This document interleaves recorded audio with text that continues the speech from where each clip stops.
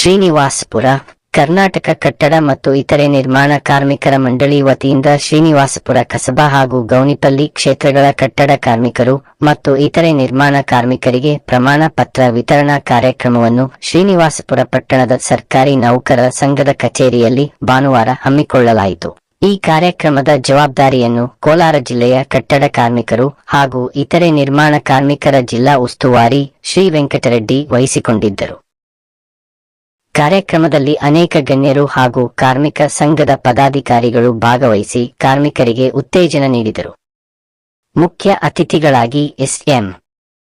Venkatesh, K.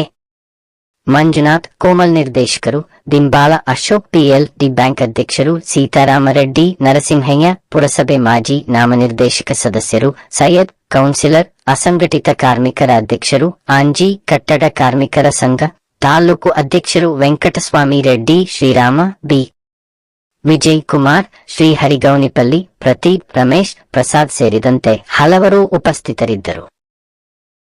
ಕಾರ್ಯಕ್ರಮವನ್ನು ಉದ್ಘಾಟಿಸಿ ಮಾತನಾಡಿದ ಅತಿಥಿಗಳು, ಕಟ್ಟಡ ಹಾಗೂ ಇತರೆ ನಿರ್ಮಾಣ ಕಾರ್ಮಿಕರು ಸಮಾಜದ ಆಧಾರಸ್ತಂಭರಾಗಿದ್ದಾರೆ. ಅವರ ಶ್ರಮದಿಂದಲೇ ನಗರಗಳು, ಗ್ರಾಮಗಳು ಅಭಿವೃದ್ಧಿ ಕಾಣುತ್ತವೆ.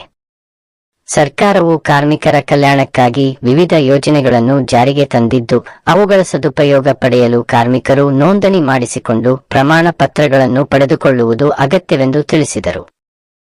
ಜಿಲ್ಲಾ ಉಸ್ತುವಾರಿ ಶ್ರೀ ವೆಂಕಟರೆಡ್ಡಿ ಮಾತನಾಡಿ, ಕಾರ್ಮಿಕರು ಸಂಘಟಿತರಾದಾಗ ಮಾತ್ರ ತಮ್ಮ ಹಕ್ಕುಗಳನ್ನು ಸಾಧಿಸಬಹುದು. ಮಂಡಳಿಯ ಮೂಲಕ ದೊರೆಯುವ ಸೌಲಭ್ಯಗಳು ಆರೋಗ್ಯ ಸಹಾಯಧನ, ಶಿಕ್ಷಣ ನೆರವು, ಅಪಘಾತ ಪರಿಹಾರ, ಗರ್ಭಿಣಿ ಮಹಿಳಾ ಸಹಾಯಧನ ಸೇರಿದಂತೆ ಹಲವು ಯೋಜನೆಗಳ ಪ್ರಯೋಜನ ಪಡೆಯಲು ಈ ಪ್ರಮಾಣ ಪತ್ರ ಅತ್ಯಂತ ಮುಖ್ಯ ಎಂದು ಹೇಳಿದರು. ಕಾರ್ಮಿಕ ಸಂಘದ ಪದಾಧಿಕಾರಿಗಳು ಮಾತನಾಡಿ, ತಾಲೂಕಿನ ಎಲ್ಲಾ ಕಟ್ಟಡ ಕಾರ್ಮಿಕರು ಮತ್ತು ಅಸಂಘಟಿತ ಕಾರ್ಮಿಕರು ನೋಂದಣಿ ಮಾಡಿಸಿಕೊಂಡು ಸರ್ಕಾರದ ಯೋಜನೆಗಳನ್ನು ಪಡೆಯುವಂತೆ ಮನವಿ ಮಾಡಿದರು. ಈ ಸಂದರ್ಭದಲ್ಲಿ ಹಲವಾರು ಕಾರ್ಮಿಕರಿಗೆ ಅಧಿಕೃತ ಪ್ರಮಾಣ ಪತ್ರಗಳನ್ನು ವಿತರಿಸಲಾಯಿತು.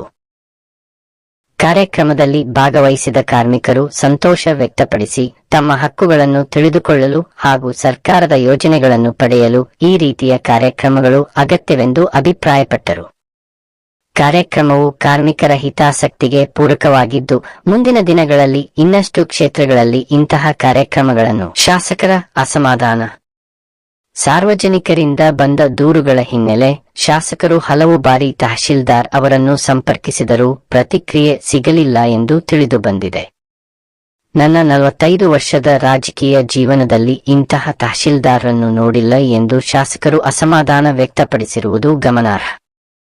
ಸಾರ್ವಜನಿಕರ ಪ್ರಶ್ನೆ: ರಾಜಕೀಯವಾಗಿ ಸೂಕ್ಷ್ಮ ತಾಲೂಕಾಗಿರುವ ಶ್ರೀನಿವಾಸಪುರದಲ್ಲಿ ತಹಶೀಲ್ದಾರ್ ತಮ್ಮ ಕಾನೂನು ವ್ಯಾಪ್ತಿಯೊಳಗೆ ಕರ್ತವ್ಯ ನಿರ್ವಹಿಸುತ್ತಿರುವರೆ ಅಥವಾ ರಾಜಕೀಯ ಒತ್ತಡಕ್ಕೆ ಮಣಿಯುತ್ತಿರುವರೆ ಎಂಬ ಪ್ರಶ್ನೆ ಸಾರ್ವಜನಿಕ ವಲಯದಲ್ಲಿ ಗಂಭೀರವಾಗಿ ಮೂಡಿದೆ.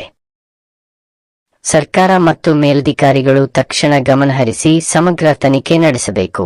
ಕಚೇರಿಯಲ್ಲಿ ಪಾರದರ್ಶಕತೆ ಮತ್ತು ಸಾರ್ವಜನಿಕ ಪ್ರವೇಶವನ್ನು